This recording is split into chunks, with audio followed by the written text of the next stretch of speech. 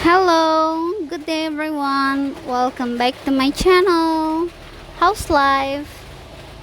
Guys, have you ever wondered why something can happen? For example, why a volcano can erupt, the reasons for flooding, or the process of transmigration? Everything that happens has a reason and a process behind it. Well, there's a type of text that explains why and how something can happen. Okay, before we learn about the text, can you explain the following pictures in 2 minutes? So today we will learn about the definitions of explanation text, type of explanation text, the generic structure of explanation text, and language feature and example of explanation text.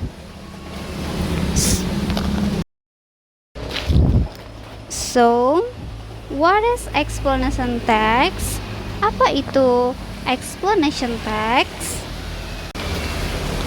The definitions of explanation text is a text which explains how and why a phenomenon happens.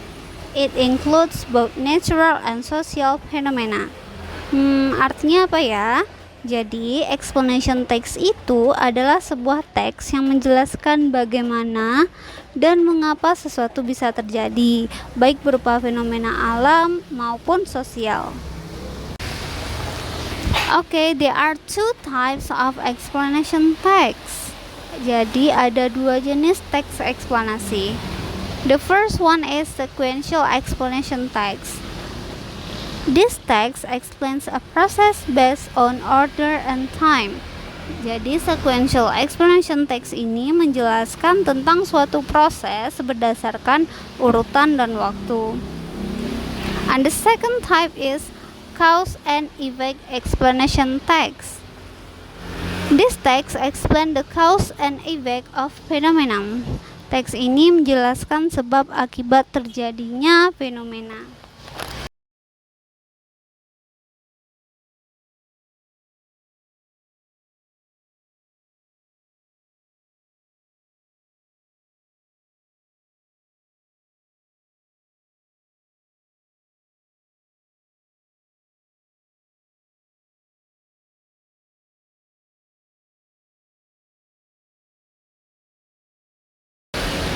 And here is the example of sequential explanation text. Contoh dari sequential explanation text.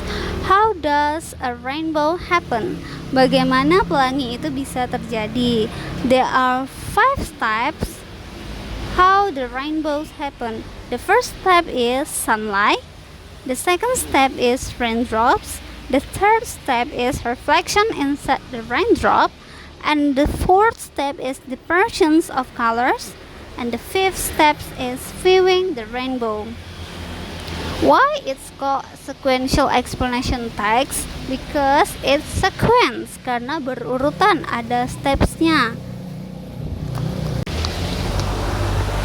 And the structure of explanation text. Explanation text terdiri dari 4 bagian. There are title and general statement, explanation and conclusion. We will talk about title and general statement. Title. The title of the text provides an overview of the contents of the text. Struktur yang pertama yaitu title atau judul. Judul teks memberikan gambaran tentang dari isi teks. And general statement explain about the general description of the things explained in the text. Pada bagian kedua yaitu general statement akan dijelaskan tentang gambaran umum mengenai hal yang dijelaskan pada teks. Now we come to the explanation and conclusion. Explanation provide a series of processes about how and why something happens or cause and effect explained through a sequence of events. Bagian ini memberikan rangkaian proses tentang bagaimana dan mengapa sesuatu terjadi atau sebab akibat yang dijelaskan melalui urutan kejadian. For your information, bagian explanation ini bisa lebih dari satu paragraf loh. And the last one is conclusion. Conclusion of the entire process that has been explained previously. Terakhir ada bagian conclusion yang berisi kesimpulan dari seluruh proses yang sudah dijelaskan sebelumnya pada sebuah teks. Now we come to the language features of explanation text. Sekarang kita bahas language features atau kaidah kebahasaan dari explanation text ya. Actually, you can see there are two pictures right here. There are subject, verb 1, object. If the subject I, you, they, we, or plural subject, we use verb 1. If the subject is he, she, it, or singular subject, we use verb 1 plus s or es. I'm sure all of you are already familiar with these tenses. Do you know what it is? Yep, it is a simple present tense. Kenapa sih explanation text ini menggunakan simple present tense? Jawabannya berkaitan dengan tujuan dari teks ini ya guys, yaitu untuk menjelaskan bagaimana dan mengapa sesuatu ini bisa terjadi. Nah, yang namanya proses pasti kejadiannya berupa fakta. Maka dari itu, tenses yang digunakan harus menunjukkan fakta. And the tenses is simple present tense.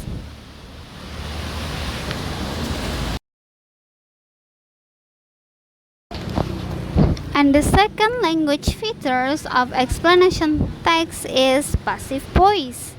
Passive voice is used to emphasize that a person or object experience something.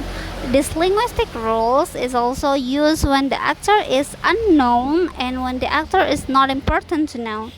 Passive voice ini kita digunakan untuk menekankan bahwa seseorang atau suatu subjek itu mengalami sesuatu.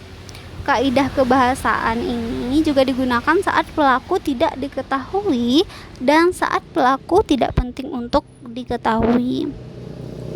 And then what is the passive voice used in the explanation text? Terus kenapa sih passive voice ini digunakan dalam explanation text? So the explanation text emphasizes on the explained object without knowing the word on it. Jadi explanation text itu menekankan pada objek yang dijelaskan tanpa tahu siapa yang mengerjakan. And therefore, explanation text often uses passive voice. Maka dari itu, explanation text sering menggunakan passive voice. Nah, sesuai dengan tenses yang digunakan dalam explanation text, passive voice yang digunakan dalam simple present. Ini dia. Now we come to the second type of explanation text. It is cause and effect explanation text. Do you know what it is? I'm sure maybe all of you love this food. They are fried chicken, cake, hamburger, soda, french fries, and sushi. But have you ever feel that after a meal, usually people will feel sleepy? And why people feel sleepy after a meal? This is the explanation. You can see the explanation here. Now let's see the example of explanation text. How seawater become salty. You can see the original statement, explanation, and the conclusion. So, that is about explanation text. Thank you so much for watching and see you.